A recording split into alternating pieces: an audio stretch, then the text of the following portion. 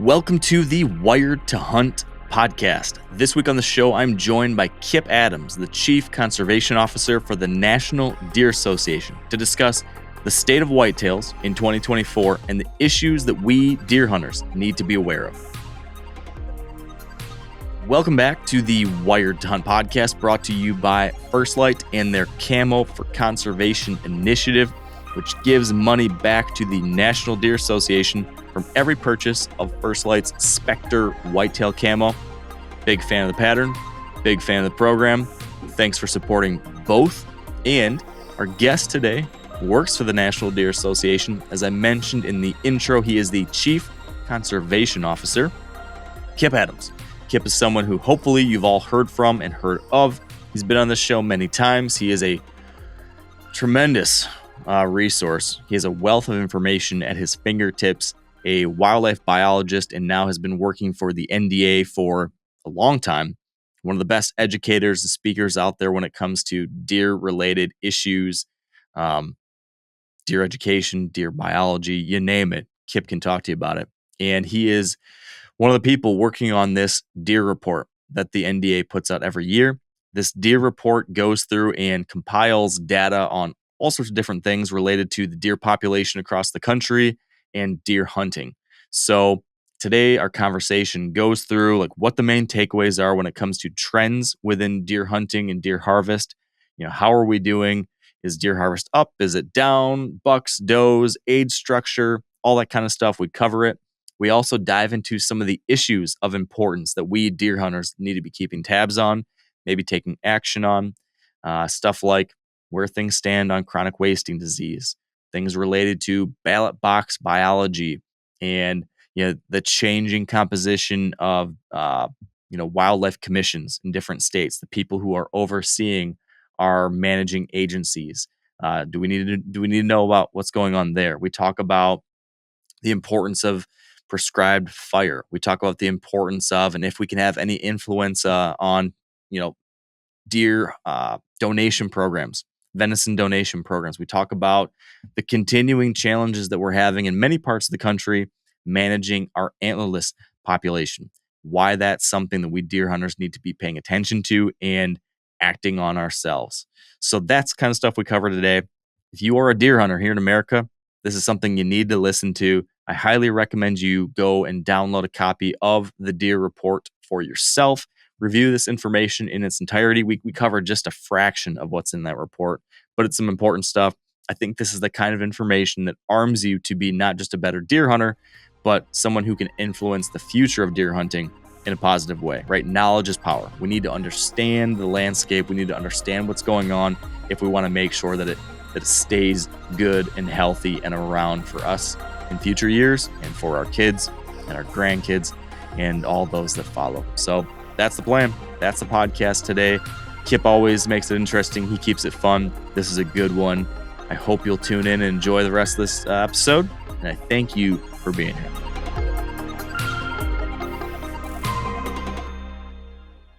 All right. Back with me now on the show for, the 6th, 7th, 8th appearance. It's been a lot now, Kip. I've got Kip Adams here with me on the line. Thank you for joining me, my friend.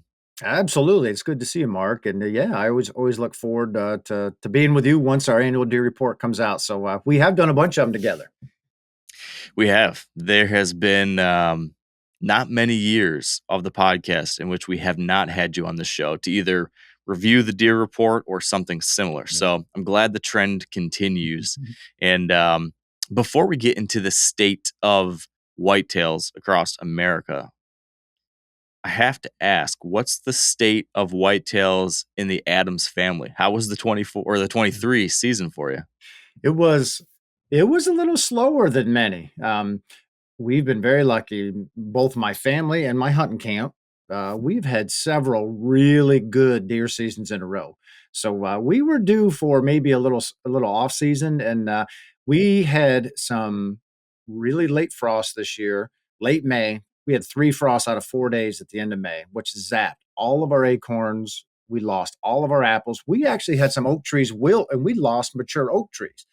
What that means for us is that we have a bunch of other food sources, but certainly acorns, can make or break, not make or break. Acorns can have a big impact on deer season. We had no acorns in northern Mass, which meant we didn't see as many deer as we normally do. So we had a lot of fun. We put deer in the freezer. We still have a very traditional Pennsylvania deer camp with a bunch of family and friends there. So we had a really good time. But it's the first time since 2011 that we did not kill a buck at our camp. So the two Wow. biggest bucks that we know were there, we still had pictures of all the way through the end of our firearm season. We just never saw either of them. So we had a lot of fun. We didn't have as good of a year from a buck standpoint as we typically do, but that just means that they're going to be that much bigger and older next year. So high hopes for the upcoming season.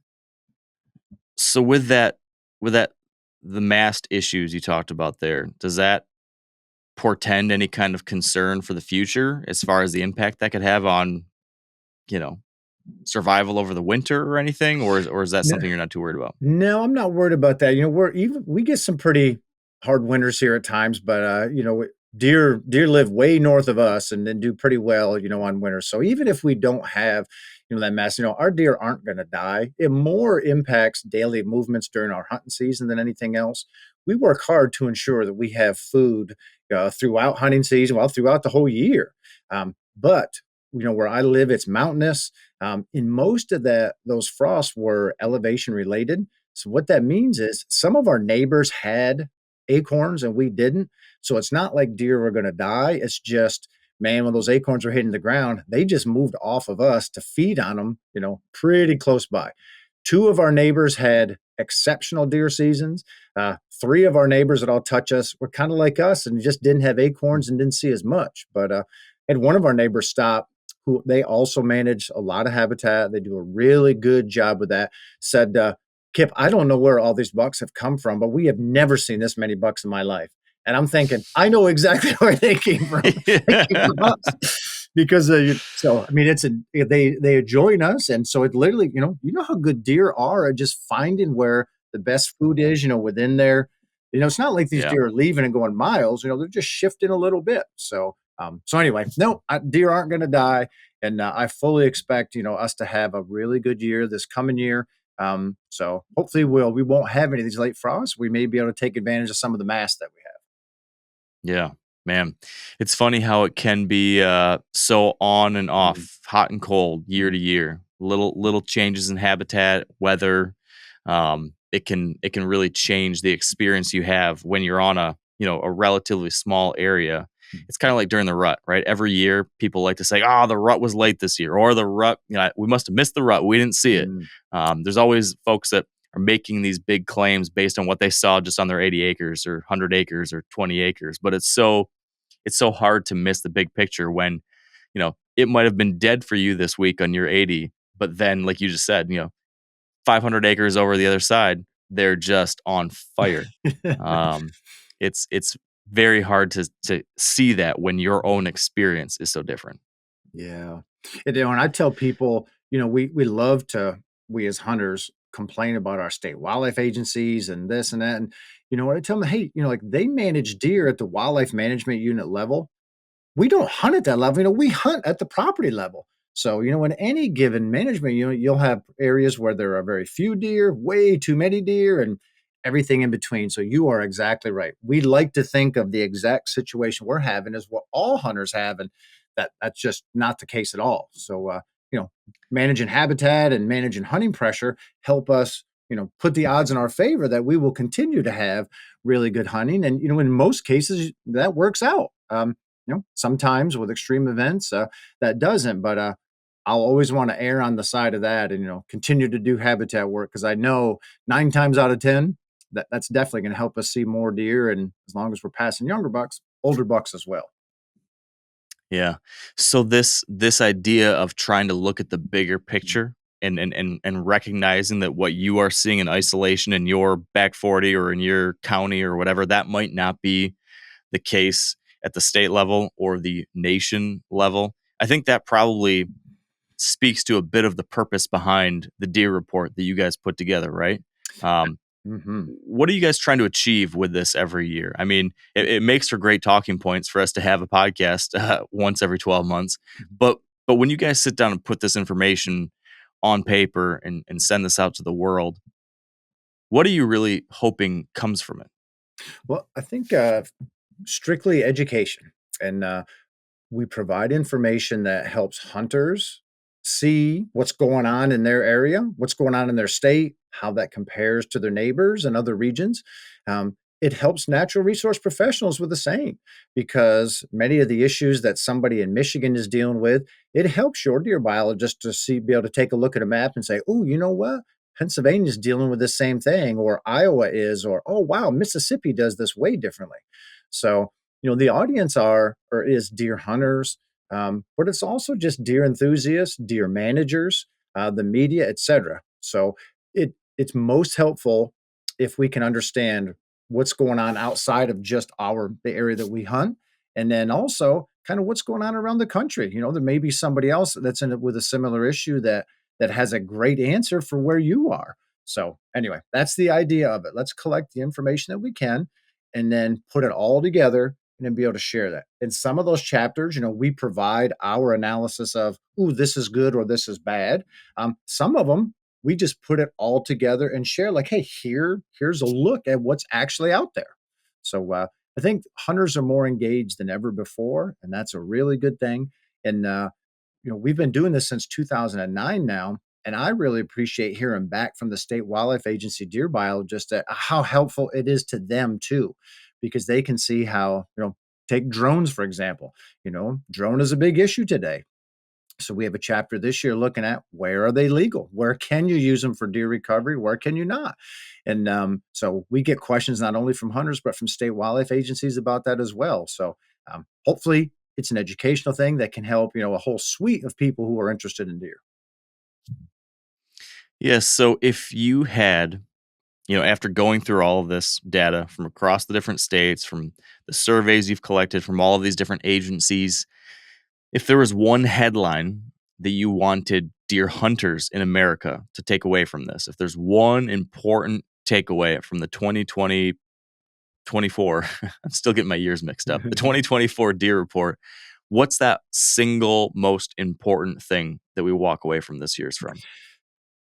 We have historically high buck harvest rates right now with the oldest age structure we've ever shot, which is unbelievable. I'm not going to say that as my number one thing though, because we have been edging toward that the last few years and sharing that information. So we're in the golden age of deer hunting right now. However, my number one takeaway from this, which is shocking to a lot of hunters, it is really shocking to non-hunters, and it's maybe less shocking to deer managers, but pretty impactful there as well. Is that less than half of all the hunters that go to a field each year shoot a deer. Less than half. Think about it. Michigan, you have a 2 buck limit. You can kill multiple antlerless deer. Pennsylvania, I have a 1 buck limit, but I can kill multiple antlerless deer. Some states you have a multi-buck limit and multiple, like Georgia, you can kill 10 does with your tag. So we think hunters, non-hunters alike, man, we are just laying deer out. The reality it Yeah. is, Mark, less than half of all the hunters that go deer hunting every year are going to shoot a deer. And only a small number shoot more than one. I know you shot a deer, you're in the minority. I know you shot Yeah. more than one deer this year, you are in the real minority of hunters. People who are avid like you and me and a lot of your listeners, we look at like, man, everybody's killing deer. That's not true. Less than half the hunters shoot a deer. I think that's pretty amazing. Yeah, that's pretty eye-opening. Mm. But what do we do with that information? Like what's the action item or why does that matter, I guess? It's interesting, but in us recognizing like, oh wow, most hunters aren't killing deer. What does that mean for us as hunters or managers moving forward? Does that mean there's an education gap? Like, hey, Mm. people need to learn how to be more successful? Or is this for a managing agency, like, oh wow, even though you're selling all these licenses, Mm. the minority of them are the ones who can actually take enough action to manage the population. So therefore, we need to do something different. Like, what's the next step now that we know this? I think there's two parts to that. One is the next step for wildlife agencies is that, this allows them to know how many antlerless tags they need to issue to meet their harvest objectives, or be able to share this information with hunters from a strong educational campaign. Hey, if they want them to shoot more antlerless deer, hey, here's the reality. Here's why we need you to shoot more, because most people aren't shooting any. Or from a disease standpoint, if you're in a disease zone and you want hunters to shoot more, it's important for them to realize, just by saying, hey, here's an extra tag, that doesn't mean it's going to be, a filled tag or there's a deer. It helps them to know what percentage of hunters are actually doing this, so they can then do the best job to meet their target harvest goals.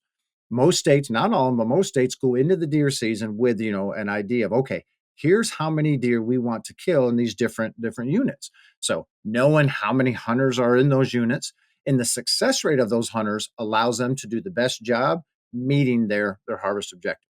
That keeps them from over harvesting or under harvesting deer herds. So that's very good. From the hunter end, this is important to know, because you know what? I thought we were, like, eliminating deer herds, or we're reducing deer herds to the point where I didn't need to take an extra deer, or I didn't need to shoot that doe. But, I can hear my agency asking me to do this. And if the reality is there's only a very small percentage shoot multiple deer, okay, maybe I will, help, manage these resources even more by shooting an antlerless deer or shooting an extra antlerless deer. Maybe I can then donate that to a needy family. So it helps people be better stewards, if they understand, hey, here's exactly what's happening on the playing field. Yeah, yeah, that's a great point. So a few thoughts on her questions around herd management, as we're talking about some of the things you mentioned there. Managing the doe herd. You mentioned that our yearling harvest is the lowest it's ever been, and the 3.5 or older harvest is as high as it's ever been. So for as you mentioned, for several years now, we've been right around that mark. Kind of feels like maybe we've found like an equilibrium, possibly. Um, this has been a mission of the organization you're a part of, formerly the Quality Deer Management Association, for years and years and years, was trying to get a more healthy age structure, a healthier deer herd. When it comes to age structure, nationally, when you average it all out, it seems like we have seen leaps and bounds of growth there and improvement. So the question is, if that is a message that has gotten across, and we're seeing strong progress there, especially in the Southeast, but better in most places, it seems like. What's the next major focus area for herd management that we hunters really need to focus in on? Um, we talked about this last year and the year before a little bit, so maybe your answer is going to be the Mm. same thing. But I'm curious now, here in 2024, when we're looking at, hey, how do we make sure we're managing this herd appropriately? For a long time, it was pass that young buck. What's the next thing? What's the yes and to that? It's in much of the United States harvesting additional antlerless deer. It is increasing the antlerless harvest to appropriate levels to keep deer herds uh, where we need them to be relative to how much habitat there is. In some cases, that means really reducing the deer herd locally. In other cases, it might be just slightly reducing the deer herd. But the fact that um, for many of the hunting seasons in the past decade, we have shot more antlered bucks than antlerless deer. That's not a good thing. Like, there are some states that, yes, that's a recipe for success. New England comes to mind, states kind of on the fringe of good whitetail habitat. But for most states, that's a recipe for disaster if we're shooting more bucks than we are antlerless deer. So that's really the next step. We have done a great job as a hunting culture protecting those younger bucks. We have the best age structure we've had in the last 150 years from the buck end. So phenomenal. Now we can just manage that and go through. That's the healthiest for deer. It's obviously great hunting opportunities for us.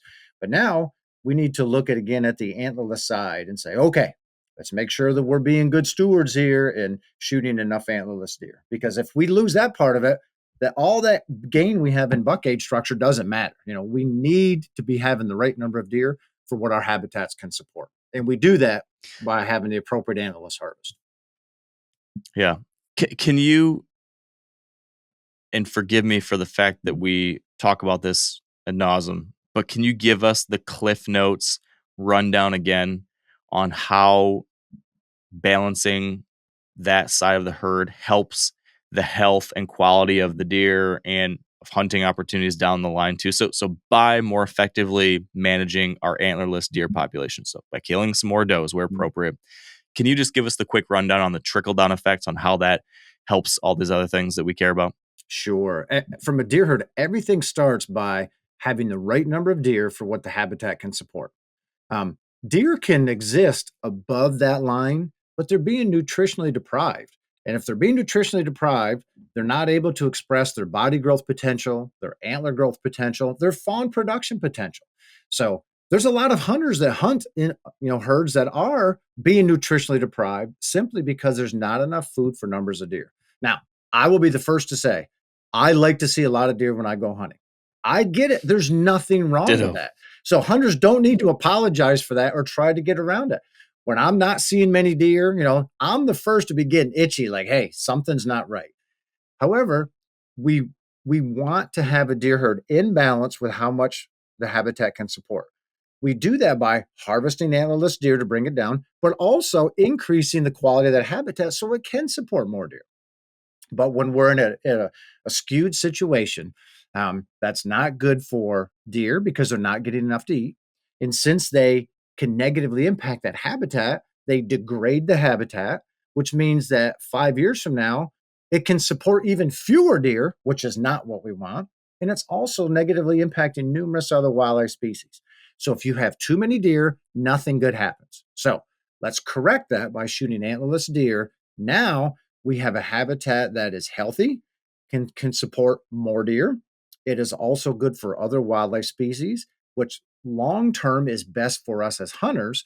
And then once a deer herd is in balance, then they get enough to eat and they get enough high quality food to eat. It would be like if you or me, we may have all the rice cakes we want through the year, but we can eat the heck out of rice cakes, and we're not going to be big and strong. It just doesn't happen. Yeah. So hey, let's get us enough to eat, but also get us good stuff to eat. That's what we do by managing habitat and making sure that there's not more deer than the habitat can support. Some people think, Yeah. man, if I shoot that doe, I'm hurting my future hunting.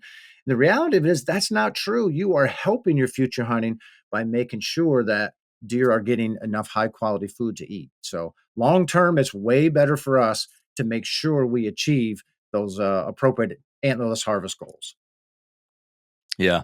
Now, I think there's another risk to not managing our antlerless deer herd, which is something that was alluded to in an email that my whole state of Michigan, the hunting population in Michigan, received last year from our deer biologist, in which he pleaded with hunters in Michigan to get more serious about trying to harvest antlerless deer, especially in the southern 2/3 of the state where deer populations are largely out of control. He spoke to the fact that our antlerless harvest continues to decrease. We are killing significantly more bucks than does now. And I can't remember exactly how this is phrased, but there was something in there along the lines of, if we can't right the ship, if we can't start managing our antlerless herd, hunters as a tool for managing the deer population might be deprioritized. We might lose our job to some degree, or we might be threatened to some degree with the opportunity to do that work. By that, I mean there are some places now that are looking at other ways to manage their deer herds outside of just hunters, because hunters haven't been able to put the numbers down to where they need to be. Can you speak to that a little bit? Is that a real risk? Is that something that 10 years down the line, 20 years down the line could have ramifications on our hunting opportunities and our place within this whole management system? Well, I think the answer is yes. Today, because hunters provide a free ecological service to society. We harvest deer, which is great. We help keep deer herds in balance, which is great. And we're not charging society to do that. We buy the hunting licenses and the gear, in effect, pay for our wildlife management programs by pumping that money in. So we are champions of society. We get to have that opportunity, though, because society allows us to. Only about 4% of the US population buys a hunting license. So we like to think, yeah, I'm going to hunt and I'll always get to because it's my God given right.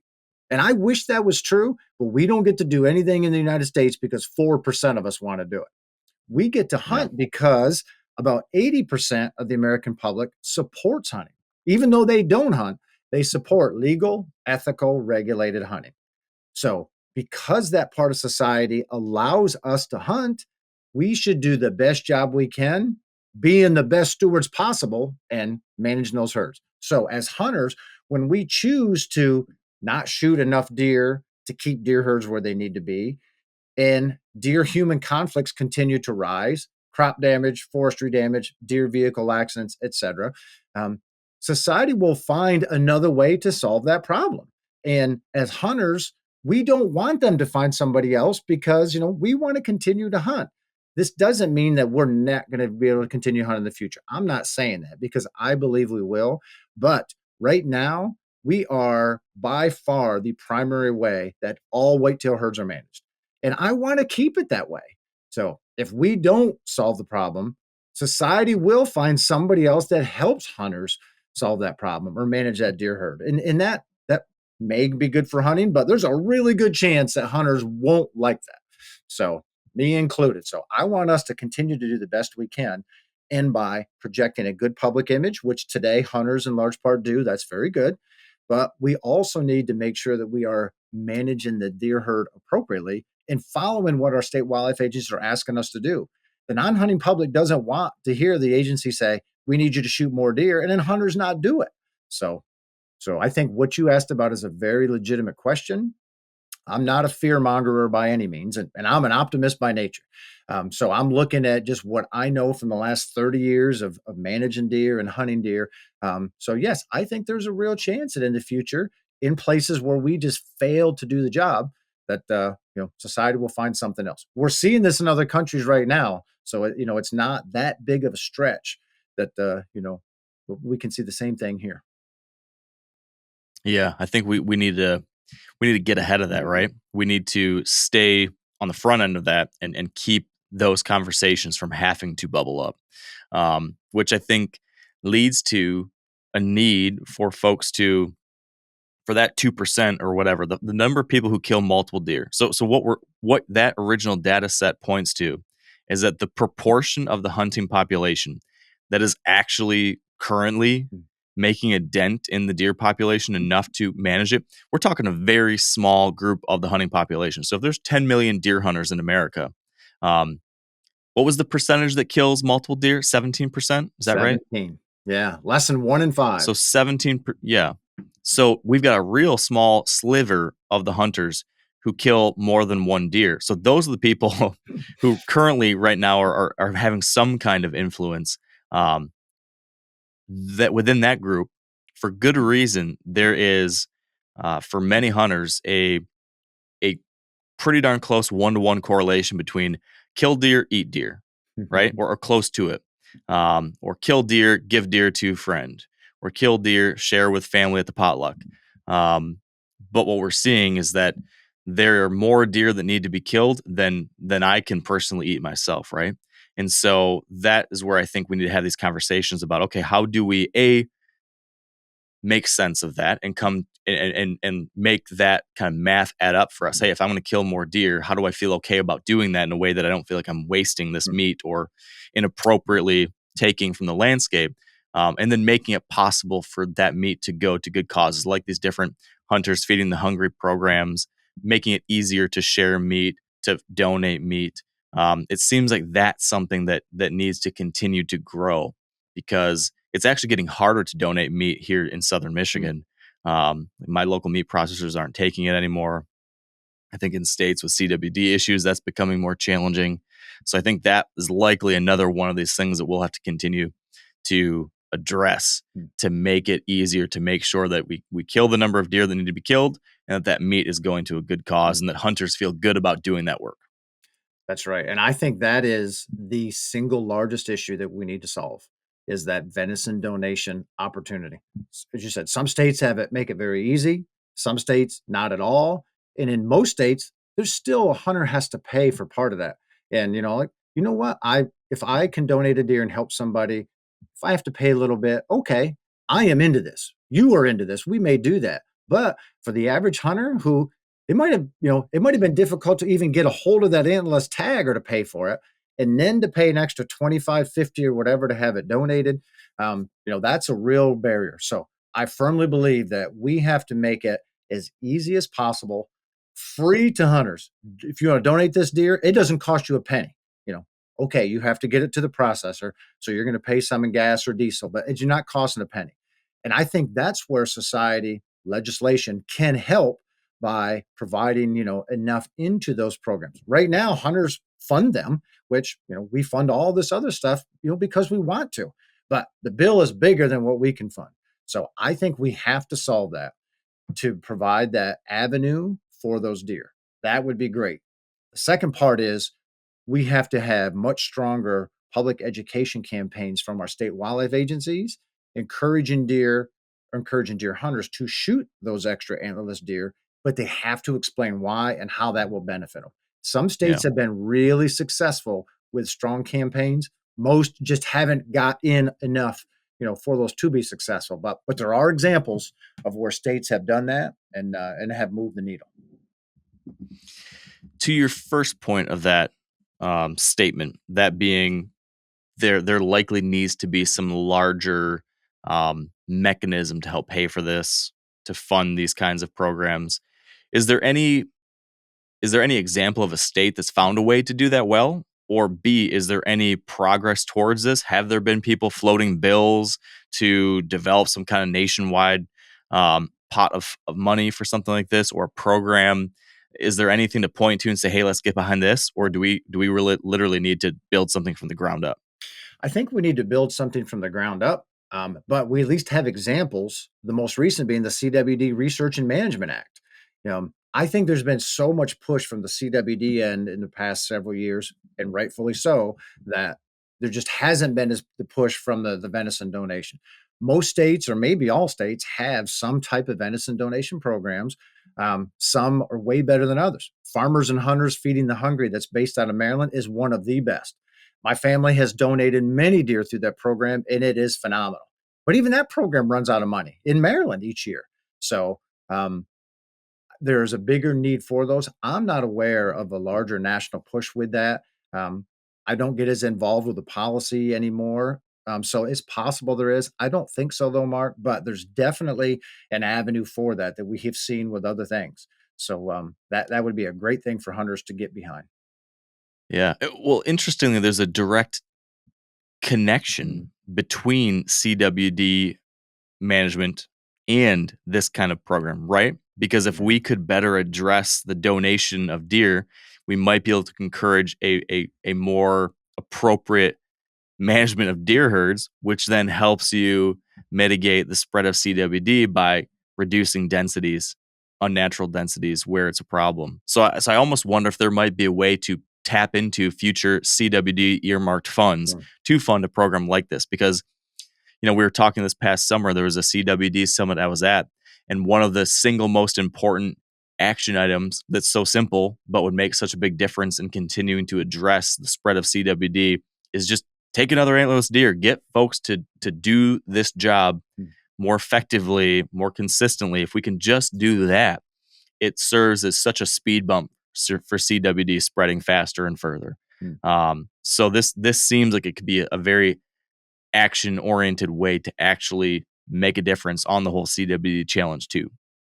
You're right. They definitely are tied together. So there's a relation between, those, and when then in those disease zones, it's even more important to shoot extra deer like that. So yeah, there's a lot of tie-ins. The state of Yeah. Maryland several years ago had a great way that they actually dealt with this. Of course, Maryland is small. There's only 3 counties, but they had drop boxes where hunters could just take, to these coolers, put your deer in. They ended up having all these deer processed at their state jail, where they actually taught the inmates to process meat. So the inmates were learning a skill.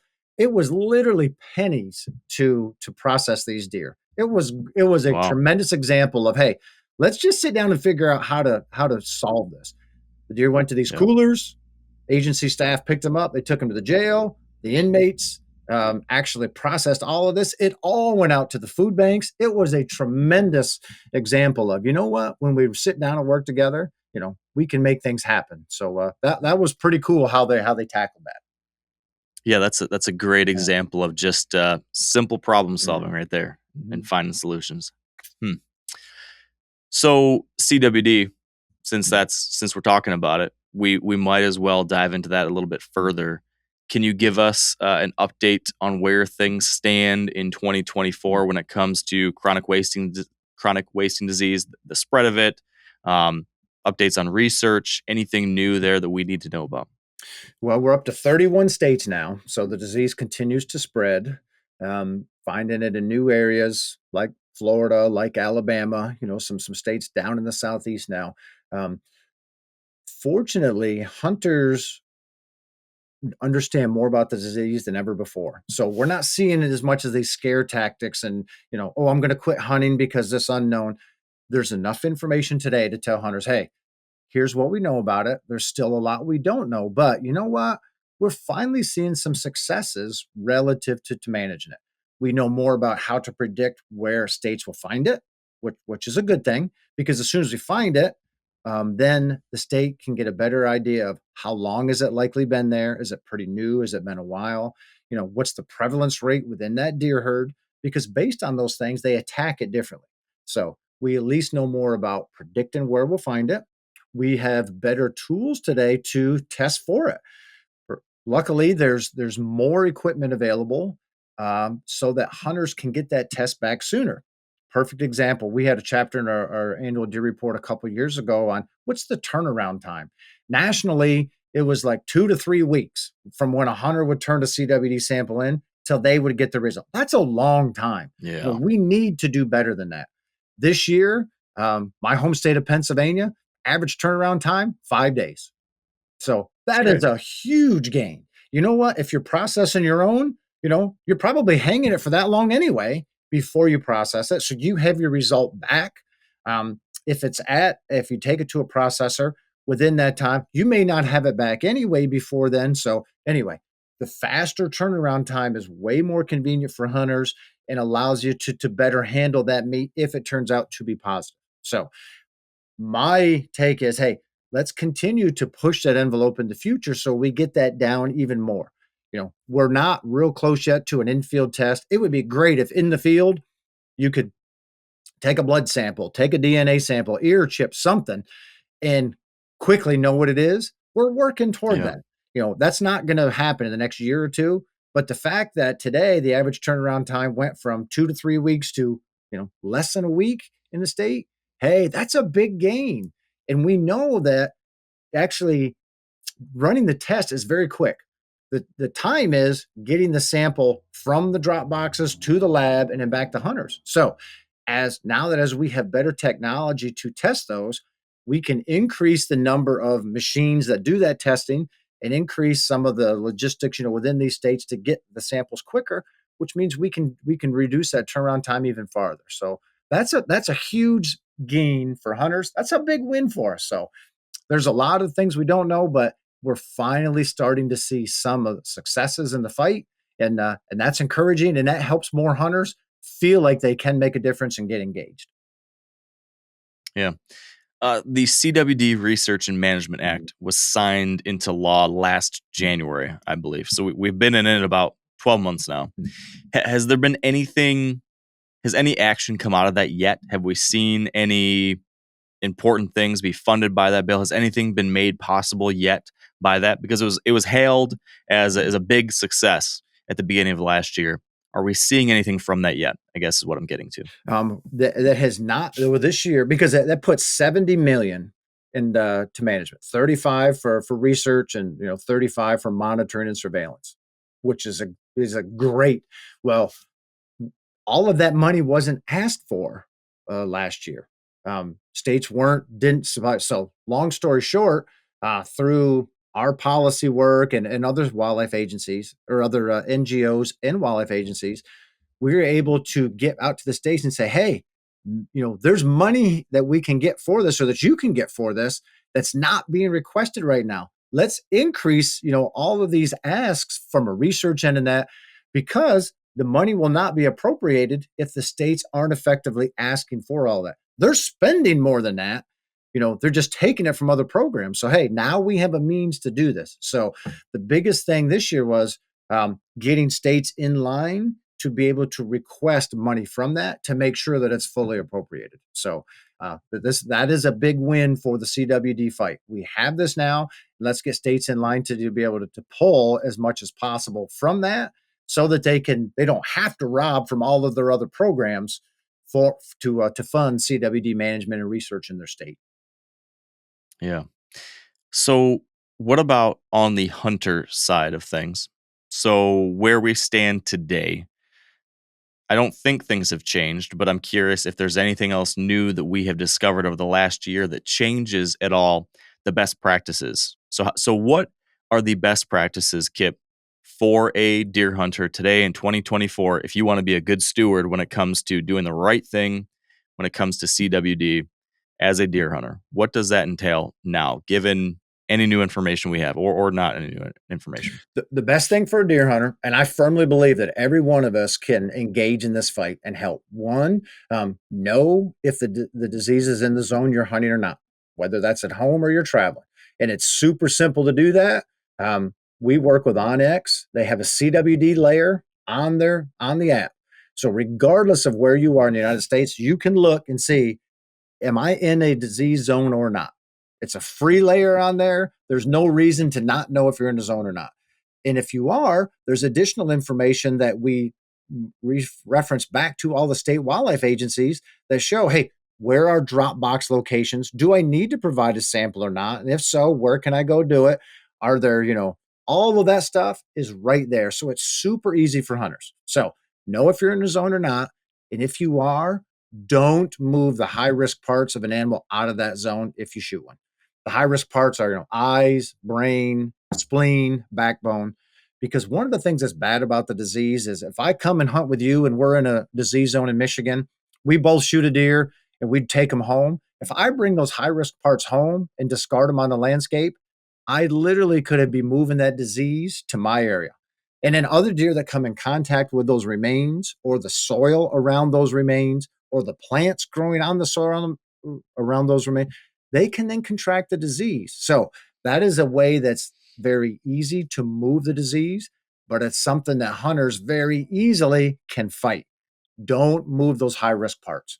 That more than anything else will help us. And you see people, with deer in their trucks and their trailers are hauling them across state lines. And you're seeing states get really serious about it. Kentucky and South Carolina both busted hunters big time fines for bringing deer into their states. So it's not okay for a hunter to say, well, I didn't know the rules. Well, you know what? If you're a hunter, hey, let's be responsible. Let's know the rules. And so if you're hunting in a zone, don't move those high risk parts. Every hunter can do that, Mark, and that is the single best thing we can do to help limit the spread of the disease. Yeah, pretty simple, but impactful. So, like you said, no excuse not to know about that and to do the right thing. And not tell our asking buddies, a whole lot. yeah, tell your buddies, don't let them. I was in elk camp in Colorado a few years ago. A guy there who happened to be in camp with us shot an elk, was going to take the head home to another state.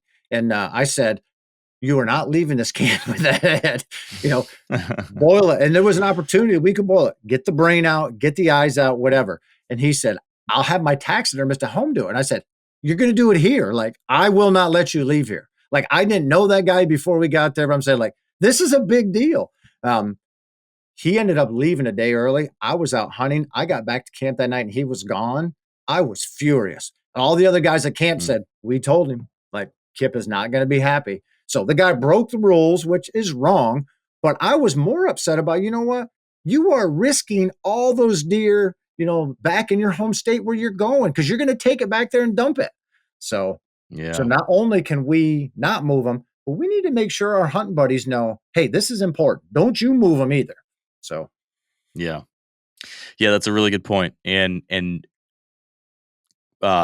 peer pressure is a whole lot more effective than a state agency telling you what to do, right? That's right. Putting the pressure in a positive way with Mm, your buddies, making sure they know the right thing to do and give them a little incentive to do so is probably going to help get the right thing done more so than a mm. pamphlet from the DNR. So yeah, we got to do that. We got to be those people. So speaking of pieces of paper, one of the issues you highlighted, which I found interesting in the report this year, was fire. You guys made a point to dive into whether or not states have prescribed fire councils, whether they have prescribed fire assistance available in different states. And I'm curious, why was this something that you guys wanted to shine a light on and talk about and make sure folks were aware of? Why is fire and prescribed fire of importance to the deer hunting world these days? Prescribed fire is a tremendous habitat enhancement tool for wildlife, for deer, but for a whole host of other wildlife species. Um, at the National Deer Association, we're big fans of using prescribed fire where folks are able. And we wanted to get a national snapshot on just how much of this is being used and where is it being used? Because in areas where it's not, hey, maybe there's an opportunity for us to help folks in those areas have the ability to use more fire. Um, I'm a member of the Pennsylvania Prescribed Fire Council. So my part on that is we do a lot of burning in Pennsylvania now on public land. I want to see more of that happen on private land. Private landowners want to use it. So let's make it more available to them. So, as much as anything, we wanted to just highlight the value of fire so that people realize that. Hey, and then let's look at where it's mostly being used. We knew it was used a lot in the southeast. I know it's used a lot in the Midwest. I'll admit, I was a little surprised at where the numbers came out, and of course, the numbers that agencies showed on because we asked them, hey, how many acres of areas are burned using prescribed fire in their state annually? Some states have a really good measure of that, some not as much.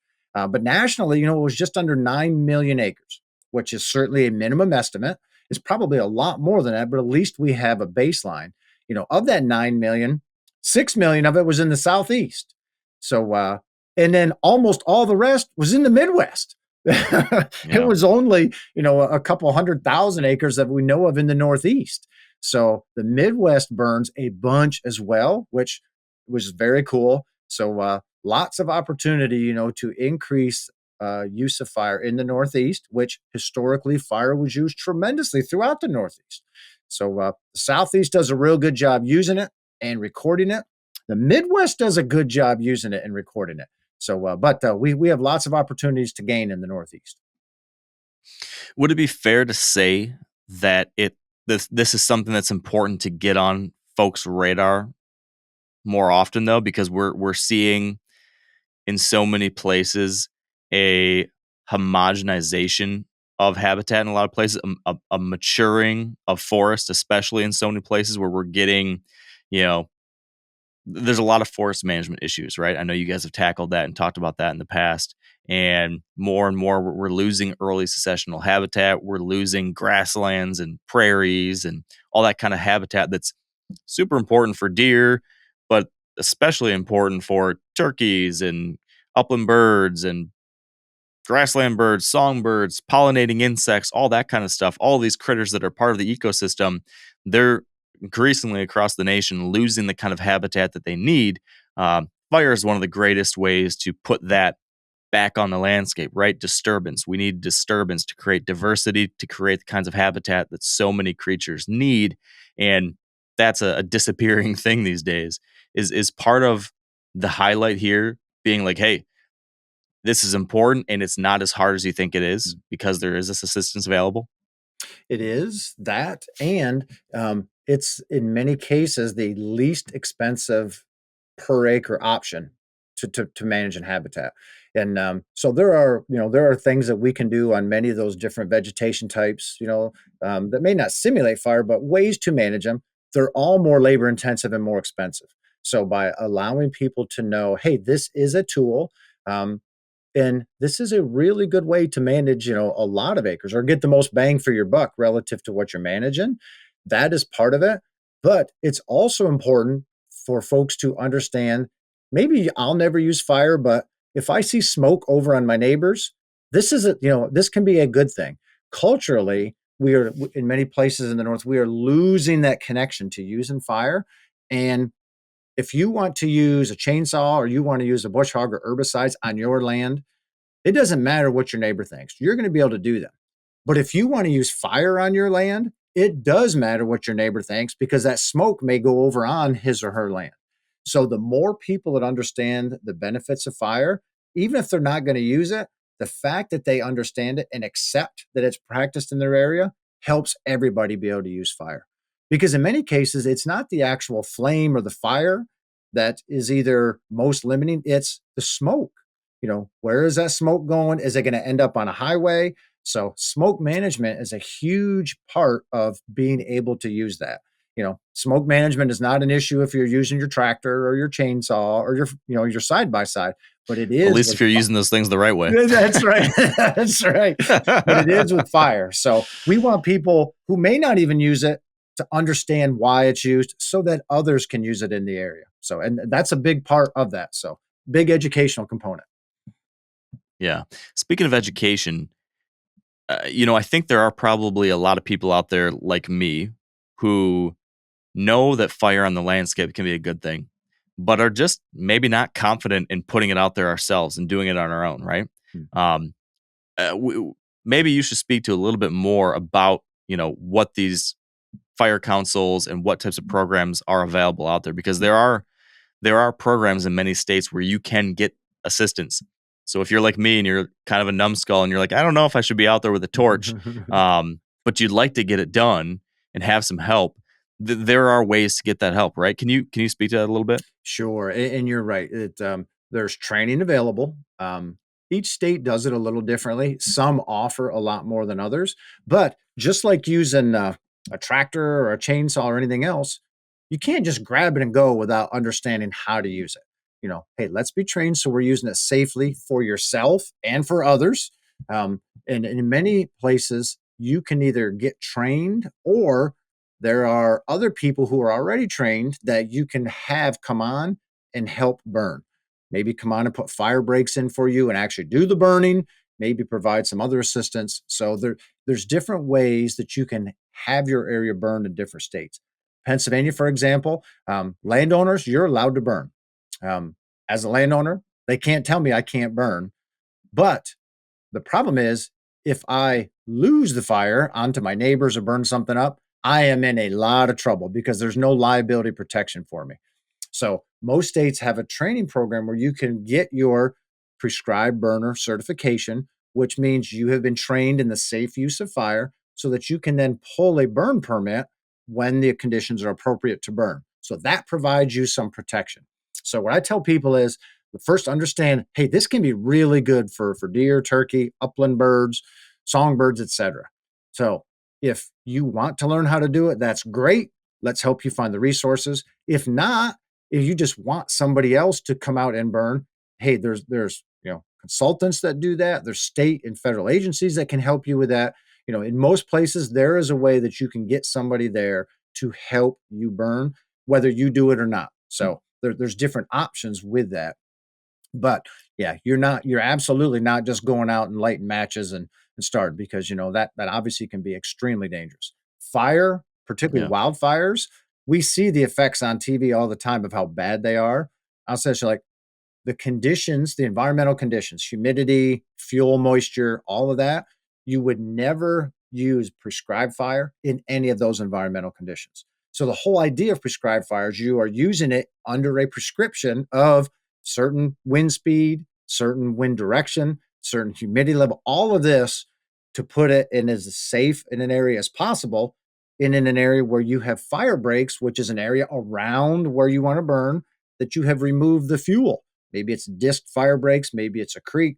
There's different things, but it's the very prescribed use of fire under very specific environmental conditions that allow that to be safe the vast majority of the time. Those are the type of things you get trained to do so that you use it appropriately. Yeah. And is it for the states that have a prescribed fire council, is that the entity to reach out to first if you're looking for some kind of assistance, or where would you recommend somebody go to figure out what kind of help's available? The Prescribed Fire Council is a perfect place to start with.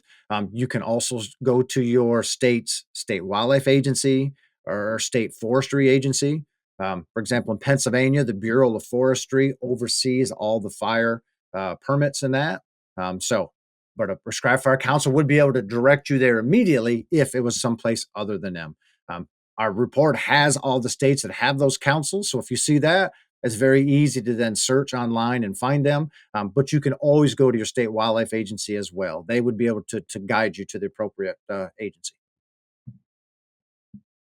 Okay. All right. I want to take another hard pivot to another topic that you guys focus on in the report and that I think has been um, showing up in the news and on our radar more and more often here, especially this past 12 months or so. And that is the impact of the changing composition of fish and game commissions across the nation. So the folks who are helping manage wildlife policy and management in the states, how those people are getting those jobs, what that's doing, how that's changing. And then I think a kind of a cousin of this would be ballot box biology, which is where we are seeing wildlife management decisions being made into ballot initiatives in which the general public is then voting on them. And both of these things I think are married together, or they're adjacent. And I think they represent some real risk when it comes to wildlife management and hunting in America. Can you give me your perspective on A, why did you want to focus on this in the report? And B, what do we need to understand? What do we need to be watching for in the future to make sure this is something that's a positive and not a negative? Yep, sure. And let me say one more thing about fire first. I should have mentioned earlier, I'm coming to your state this summer to get to do some of that. And at a place near and dear to your heart, we actually have a learn and burn Oh that yeah, we're going to do on the back 40 this summer. I We did forgot one on about my that. place in Pennsylvania 2 years ago.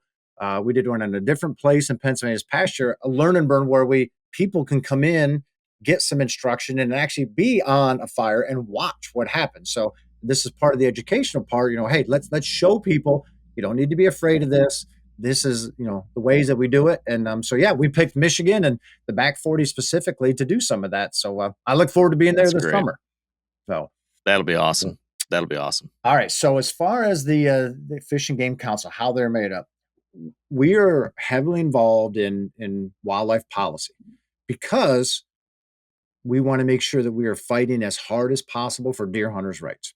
And there are more stakeholders today involved with policy than ever before. Many of them don't have hunters' best interest in mind. So we are involved in that arena a lot. Most deer hunters aren't even aware of the National Deer Association, of the fact that we do this, but we fight for all deer hunters' rights. It helps us to understand exactly the playing fields in all these different states, whether we're involved at the federal level or the state level. So in this case, we ask this question because we get involved in a lot of different state wildlife agencies with this. So we want to know, okay, what is the actual composition of that commission? Because we work with those commissions in your state, the NRC, and my state, the Board of Commissioners.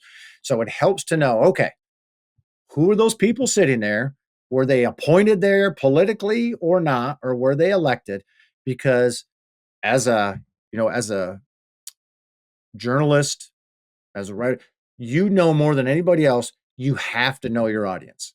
You have to understand your audience, whether you're writing, speaking, or whatever, to be most impactful.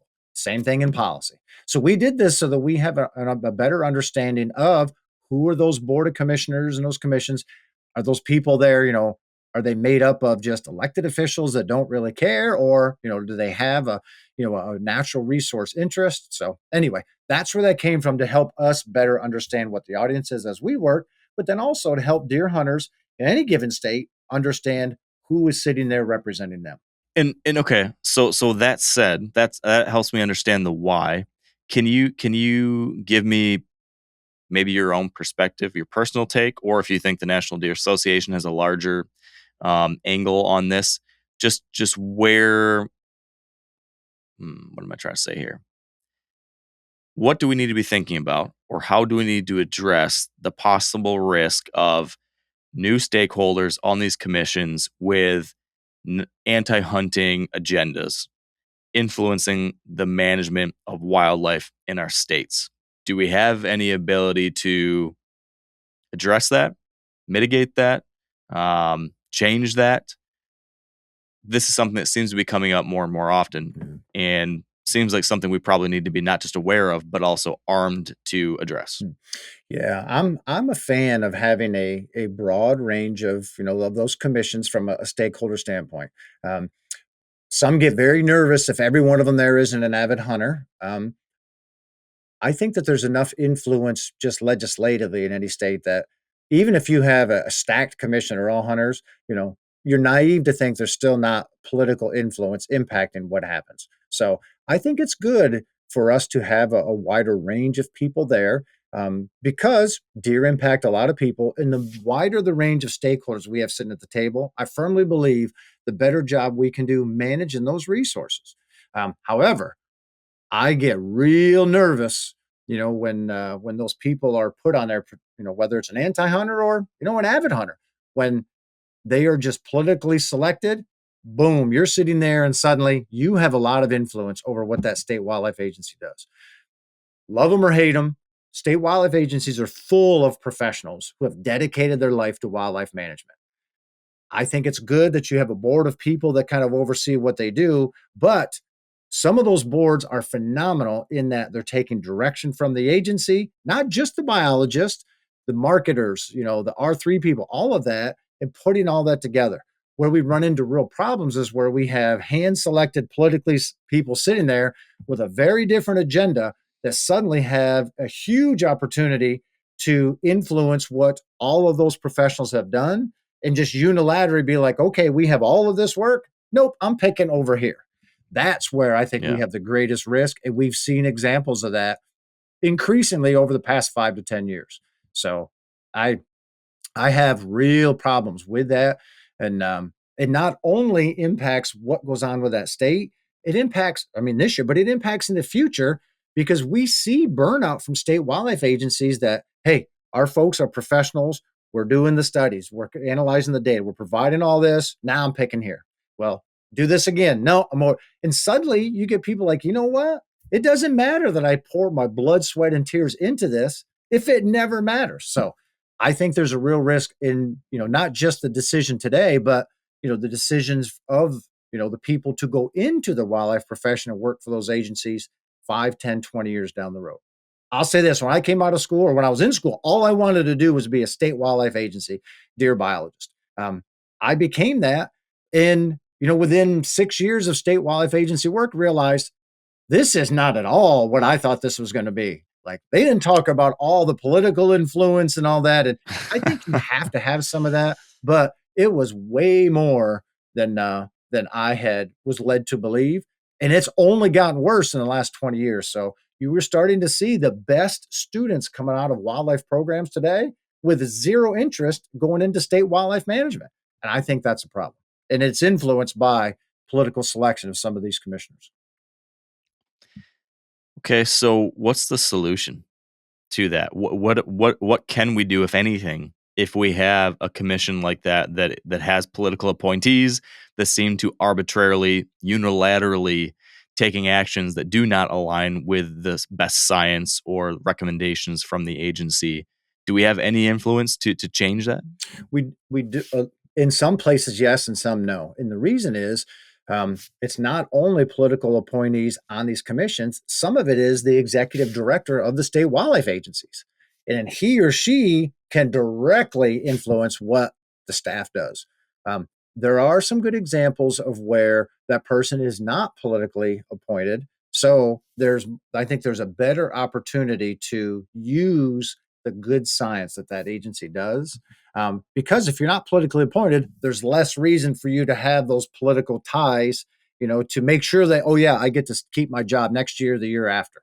So, I don't work in the political arena, certainly not nearly as much as our director of policy does, but I have been in it enough to see, boy, there can be some serious problems. I'm not naive, Mark, and to think that, hey, there's a magical solution to all of this.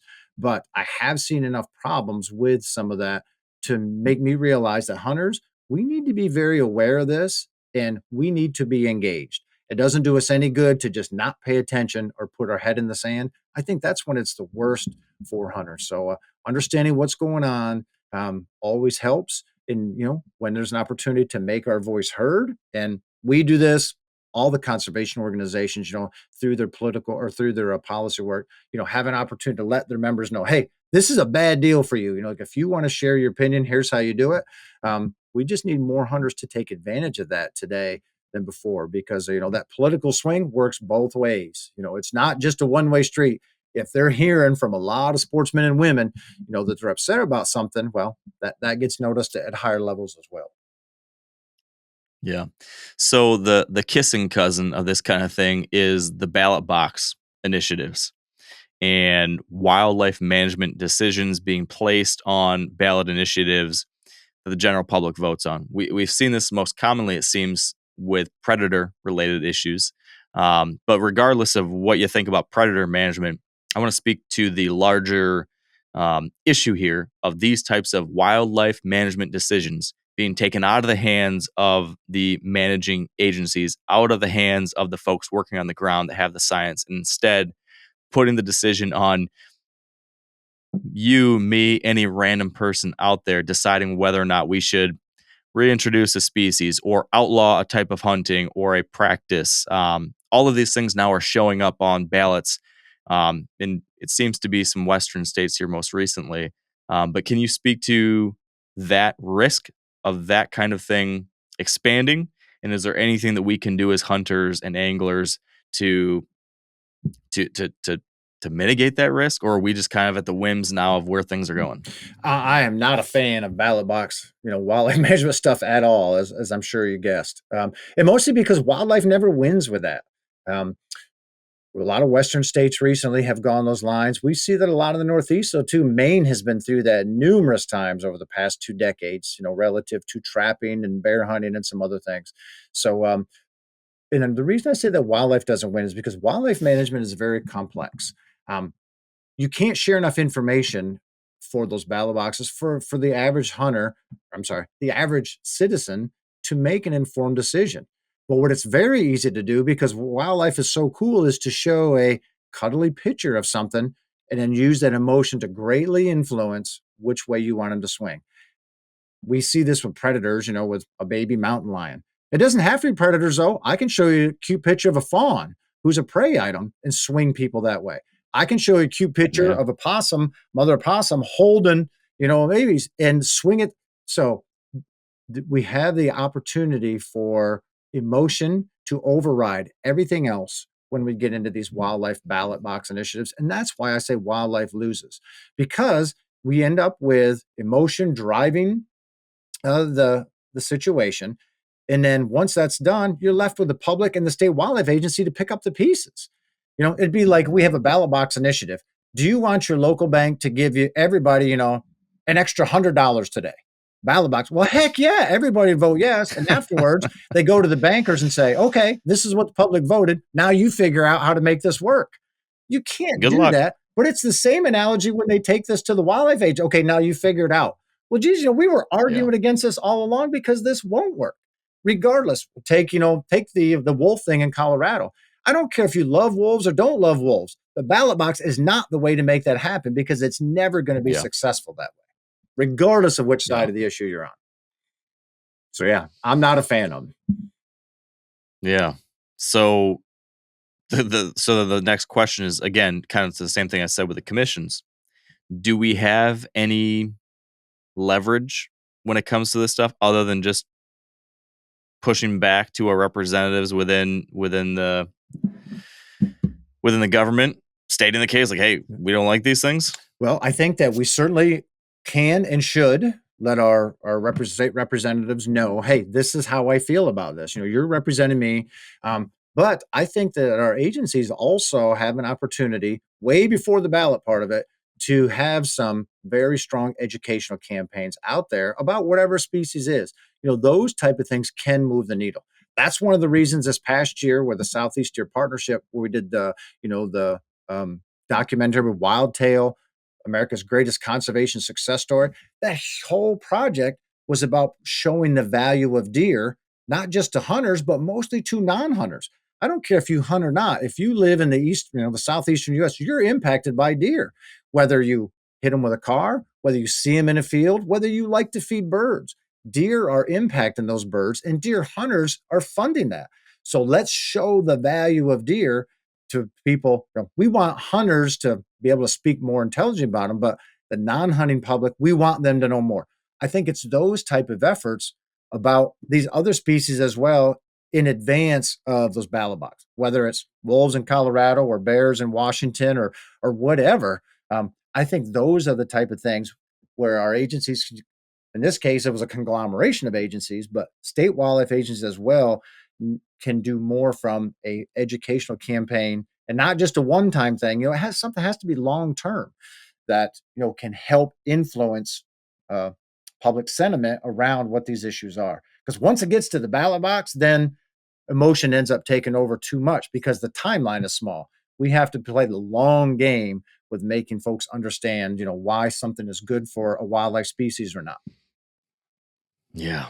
Yeah, it's no easy fix here. Mm. No easy answer. That's for certain. And that is so often the case when it comes to wildlife or deer in particular. So, you've wrapped up the report. It's been out there in the world for a little while now. When you close your eyes to go to sleep at night, with this information now in hand, or anything else that's going on in the world of whitetails, Kip, what is one trend or one issue at hand that is keeping you up at night? And what is one thing that gives you hope for the future? One thing that keeps me up at night is we go through so many revisions of this. I think, man, I hope we found all the errors. There are literally, millions of numbers in here from 48 different state wildlife agencies. And we go through a very rigorous process among our staff. We'll review, look, count number. Then it all goes back to the state wildlife agencies to review again. And they make revisions like, oh, this wasn't. So we do such an effort to minimize errors. But I know I'm sure there are still some in there. So it bothers me, that we have errors. So that definitely keeps me up. But as far as an actual trend, um, CWD is there, if not the top, right near the top. Just because it's such a big issue that we can't solve in 1 year. Um, you know, we certainly look at it as one of the biggest things affecting the future, as do the vast majority of wildlife professionals. There's certainly some folks out there that say this is not a big deal or whatever, but you know, the vast majority, and I'm talking, above 90% of all wildlife professionals see this as one of the biggest issues impacting the future of deer and deer hunting. So that one definitely keeps me up thinking and wondering. For my part, I'm not a scientist that studies the epidemiology or that. For my part, I think it was okay. Like, what can I do to help share some more information with hunters? And what can we as an organization do, to help hunters have a bigger piece of this to help solve this? So that's where I am on that. But the CWD mark, even though I'm an optimist and we will solve this, I have no doubt that one definitely keeps me up. Yeah. And then what gives you hope? What's got you excited or feeling good about the future? To take a look at where we are today, deer hunting, think about when your wildlife career started or my wildlife career started. The makeup of the deer herd was so different, very skewed toward young bucks, very skewed toward bucks, and I'm sorry, very skewed toward antlerless deer and not enough bucks. Today, that is very different. We said earlier, we have the best age structure on the buck side that we've had in at least the last 100 to 150 years.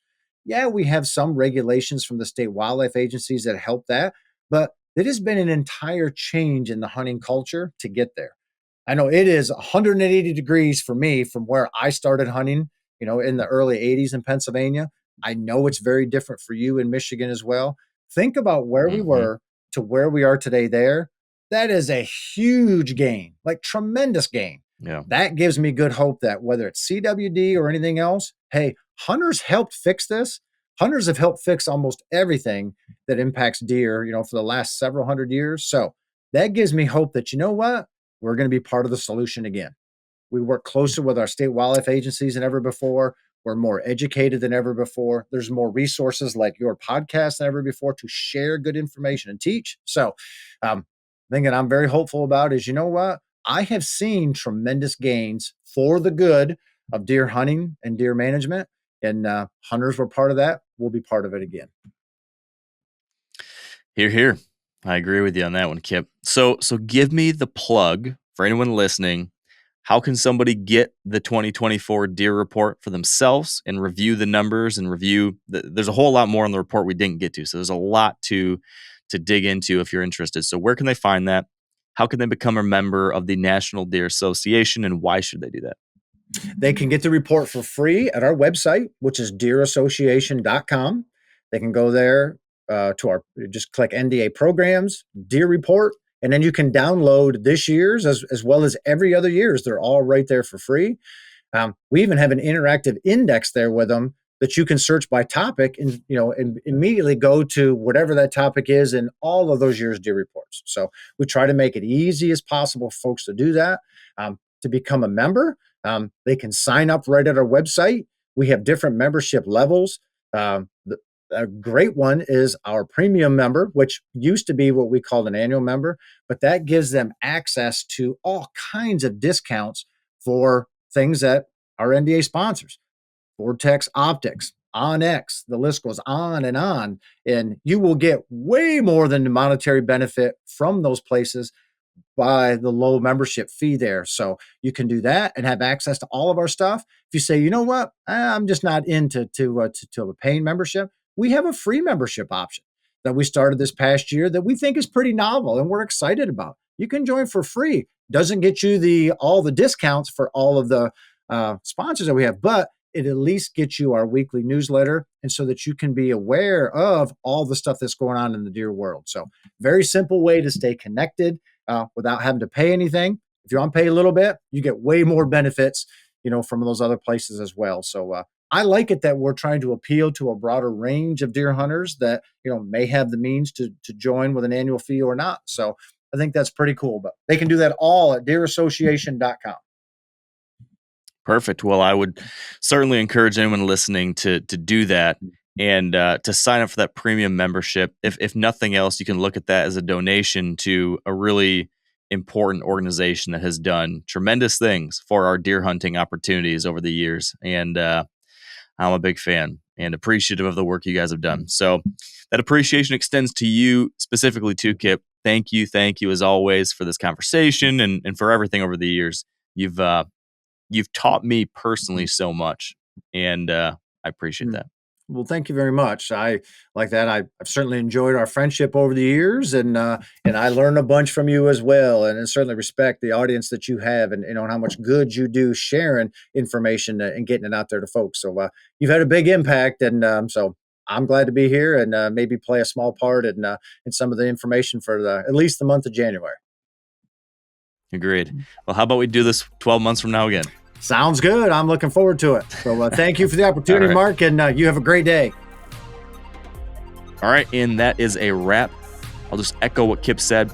Head on over to deerassociation.com, get a copy of the report, become a member, follow along. They provide all sorts of great educational resources, as well as policy updates, action emails, different things that you can do to take action and help the future of deer hunting in your state, across the country, whether it be sending an email, making a phone call, showing up for a volunteer event. The NDA is coordinating a lot of this stuff, and it's great to be involved in that. So thanks for tuning in.